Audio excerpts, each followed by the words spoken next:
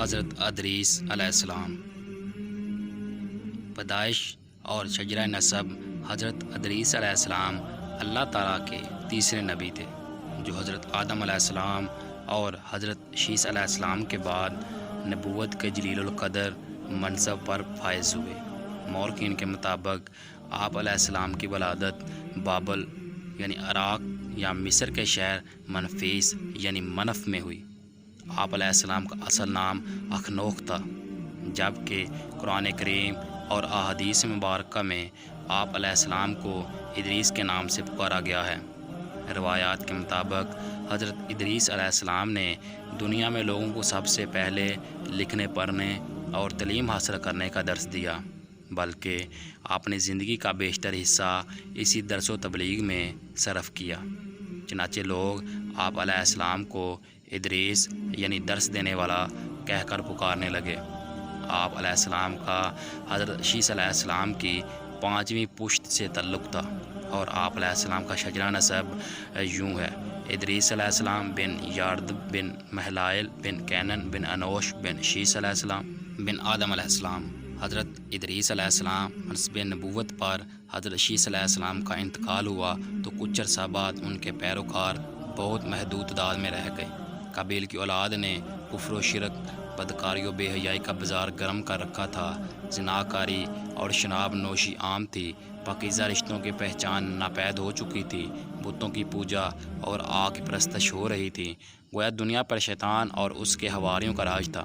حضرت آدم علیہ السلام اور حضرت شیث علیہ السلام کی قائم کردہ شرعی حدود اور احکامات الہی کو پامال کیا جا رہا تھا، اور یہی وہ وقت تھا کہ جب اللہ جل شانہ نے اس بگڑی قوم میں ایک نبی مبعوث کرنے کا فیصلہ کیا، اور اس عظیم منصب کے لیے حضرت شیث علیہ السلام کی نسل سے حضرت ادریس علیہ السلام کا انتخاب فرمایا۔ حضرت ادریس علیہ السلام میں وہ تمام خوبیاں بدرجہ اتم موجود تھیں جو اللہ کے نبی میں ہونی چاہیے۔ آپ علیہ السلام حضرت آدم علیہ السلام کے دین کے پیروکار، نہایت عبادت گزار، متقی، پرہیزگار اور انتہائی سچے انسان تھے۔ بابل سے مصر کی جانب ہجرت۔ نبوت کے منصب پر فائز ہوتے ہی آپ علیہ السلام نے اپنی قوم کے بھٹکے ہوئے لوگوں میں واعظ و تبلیغ کا کام شروع کر دیا، لیکن راہ ہدایت کا یہ درس اور نیکی کی باتیں ان لوگوں کو بہت ناگوار گزرتیں، چنانچہ وہ آپ علیہ السلام کے دشمن ہو گئے۔ آپ علیہ السلام اور آپ علیہ السلام کے پیروکاروں کو طرح طرح سے اذیتیں دینے لگے، یہاں تک کہ آپ علیہ السلام نے ان کی ایذا رسانیوں سے تنگ آ کر بابل سے ہجرت کا ارادہ کر لیا، اور اپنے پیروکاروں کو اپنے اس فیصلے سے مطلع فرمایا۔ چونکہ بابل دریائے فرات اور دریائے دجلہ کے کنارے ایک سرسبز و شاداب علاقہ تھا، لہٰذا لوگوں کے لیے اس علاقے سے ہجرت کرنا خاصا مشکل فیصلہ تھا، اور انہوں نے اس حوالے سے تحفظات کا اظہار بھی کیا۔ لیکن پھر حضرت ادریس علیہ السلام کے سمجھانے پر وہ لوگ آپ علیہ السلام کے ساتھ ہجرت پر تیار ہو گئے۔ حضرت ادریس علیہ السلام اور ان کے پیروکاروں نے بابل سے مصر کا رخ کیا اور دریائے نیل کے کنارے آباد ہو گئے، جو بابل سے بھی زیادہ سرسبز و شاداب علاقہ تھا۔ حضرت ادریس علیہ السلام نے یہاں کے لوگوں میں درس و تبلیغ کے کام کو جاری رکھا۔ آپ علیہ السلام اس وقت لوگوں میں رائج تمام زبانوں سے واقف تھے اور عوام کو انہی کی زبان میں درس دیتے تھے۔ قرآن پاک میں ذکر۔ آپ علیہ السلام کا قرآن مجید میں 2 مرتبہ ذکر آیا ہے۔ سورہ مریم میں اللہ تعالیٰ فرماتے ہیں: اور اس کتاب میں ادریس علیہ السلام کا ذکر بھی کیجیے، بے شک وہ بڑے سچے نبی تھے اور ہم نے ان کو بلند رتبے تک پہنچایا۔ سورۃ مریم آیت 56-57۔ نیز سورۃ الانبیاء میں اللہ تعالیٰ نے فرمایا: اور اسماعیل علیہ السلام اور ادریس علیہ السلام اور ذوالکفل کا تذکرہ کیجیے، یہ سب احکام الہی پر ثابت قدم رہنے والے لوگوں میں سے تھے۔ سورۃ الانبیاء 85۔ قرآن کریم کی معروف مستند تفسیر معارف القرآن کے مطابق حضرت ادریس علیہ السلام حضرت نوح علیہ السلام سے 1000 سال پہلے پیدا ہوئے۔ روح المانی بحوالہ مستدرک حاکم۔ اللہ تعالیٰ نے آپ علیہ السلام کو نبوت کے مرتبے پر سرفراز فرمایا اور آپ علیہ السلام پر 30 صحیفے نازل فرمائے۔ حضرت ادریس علیہ السلام وہ پہلے انسان ہیں جنہیں علم نجوم اور حساب بطور معجزہ عطا کیے گئے۔ نیز سب سے پہلے انہوں نے ہی قلم سے لکھنا اور کپڑا سینا ایجاد کیا۔ ان سے پہلے لوگ عموماً جانوروں کی کھال لباس کے طور پر استعمال کیا کرتے تھے۔ پھر یہ کہ سب سے پہلے ناپ تول کے طریقے بھی آپ علیہ السلام ہی نے متعارف کروائے، اور اسلحہ بھی آپ علیہ السلام کی ایجاد ہے۔ آپ علیہ السلام نے اسلحہ تیار کر کے بنو قبیل سے جہاد کیا۔ علامہ ابن اسحاق کا کہنا ہے کہ دنیا کا سب سے پہلا شخص جس نے قلم سے لکھا حضرت ادریس علیہ السلام ہیں۔ معاویہ بن حکم سلمہ رضی اللہ تعالیٰ سے مروی ہے کہ انہوں نے حضور صلی اللہ علیہ وسلم سے رمل کے بارے میں سوال کیا۔ یہ ایک ایسا علم ہے جس میں ریت پر مخصوص لکیریں کھینچ کر کچھ معلوم کیا جاتا ہے۔ تو رسول اللہ صلی اللہ علیہ وسلم نے فرمایا، یہ پیغمبر تھے جنہوں نے یہ لکھا، لہٰذا جس شخص کا خط ان کے مواقف ہو جائے تو اچھا ہے۔ علماء تفسیر فرماتے ہیں کہ پہلا شخص جس نے تبلیغ دین کے لیے واعظ و خطاب کا سلسلہ شروع کیا وہ حضرت ادریس علیہ السلام تھے۔ حضرت ادریس علیہ السلام چوتھے آسمان پر۔ حلال بن سیار کہتے ہیں کہ حضرت ابن عباس رضی اللہ تعالیٰ عنہ نے حضرت کعب رضی اللہ تعالیٰ عنہ سے پوچھا کہ قرآن پاک کی اس آیت وَرَفَعْنَاهُ مَكَانًا عَلِيًّا اور ہم نے ان کو اونچی جگہ اٹھا لیا کا کیا مطلب ہے؟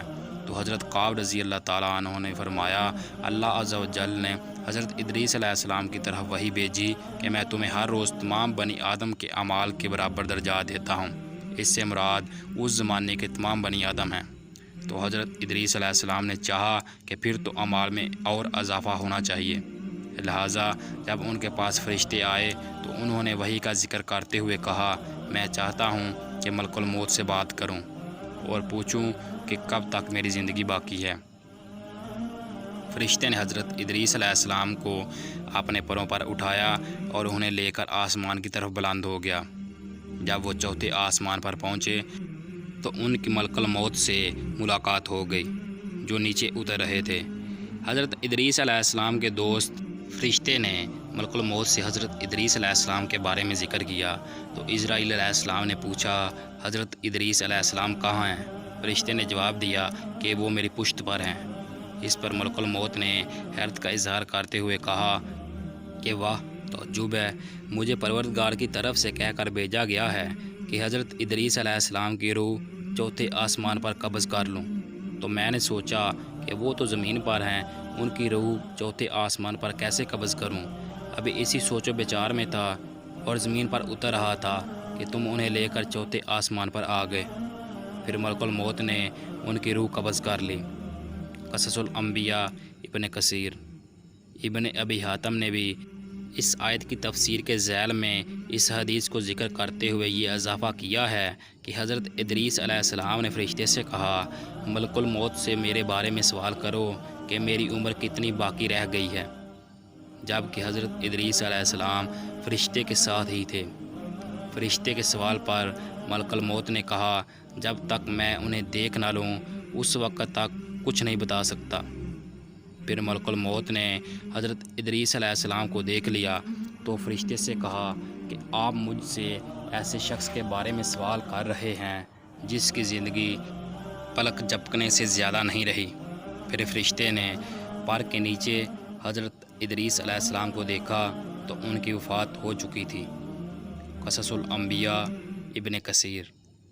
جنت اور دوزخ کی سیر روضۃ الاصفیاء کے منصف تحریر کرتے ہیں کہ حضرت ادریس علیہ السلام کثرت سے اللہ تعالیٰ کی حمد و ثنا اور عبادت میں مصروف رہتے تھے اور فرشتوں میں نہایت محبت اور عقیدت و احترام کی نظروں سے دیکھے جاتے تھے۔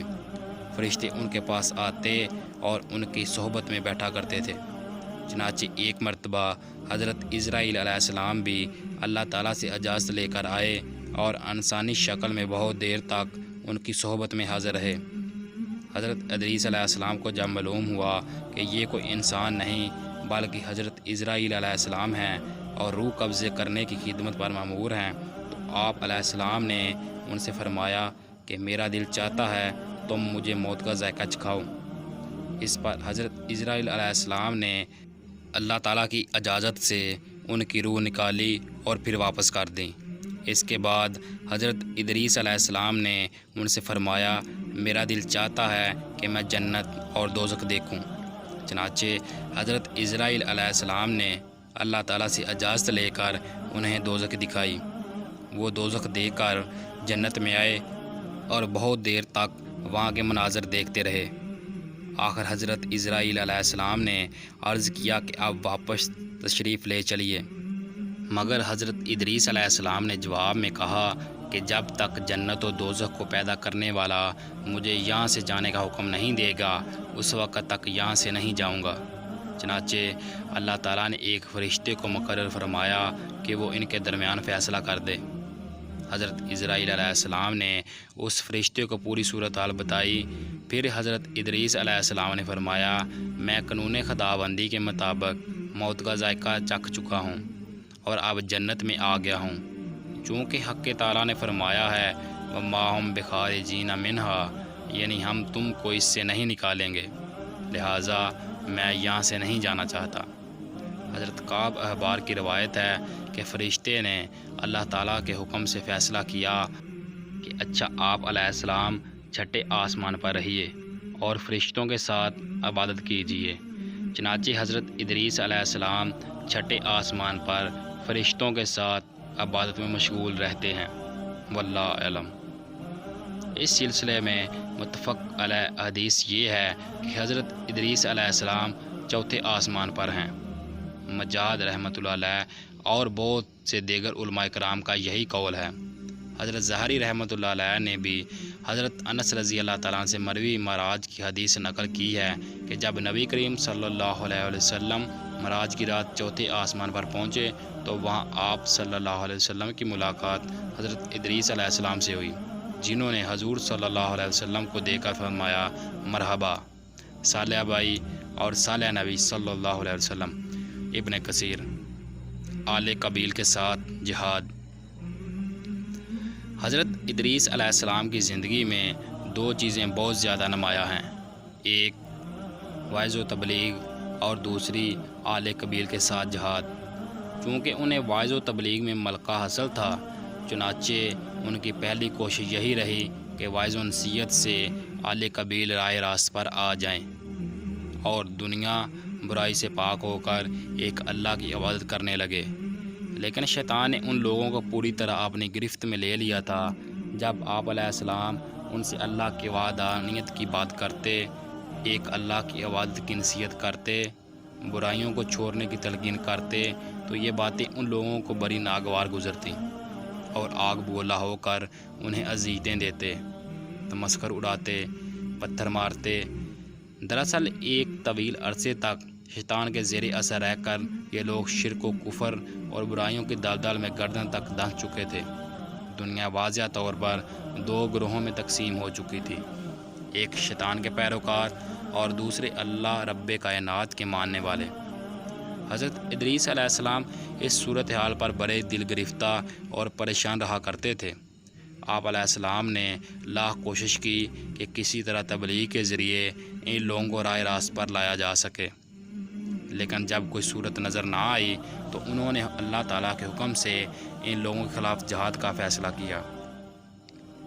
انہوں نے اللہ اور اس کے پیغمبر پر ایمان رکھنے والے نوجوان کی ایک جماعت کے ساتھ آل قبیل کے ساتھ جہاد کیا، جس میں اللہ تعالیٰ نے انہیں کامیابی عطا فرمائی اور بہت سے لوگ دین حق کی جانب راغب ہو گئے۔ ناظرین، امید کرتے ہیں ویڈیو پسند آئی ہوگی۔ ویڈیو پسند آئی ہے تو کمنٹ باکس میں رائے کا اظہار کریں۔ غلطی خطائی کو ویڈیو میں نوٹ کرتے ہیں تو اس کے بارے میں ہمیں آگاہ فرما سکتے ہیں۔ ویڈیو کو لائک کر دیں، دوستوں کے ساتھ شیئر کریں اور چینل کو لازمی سبسکرائب کر دیا کریں، ساتھ بیل آئیکن کو دبا دیں تاکہ آنے والی ہر نئی ویڈیو کو نوٹیفیکیشن سب سے پہلے آپ کو مل سکے۔ اگلی ویڈیو تک مجھے دیں اجازت۔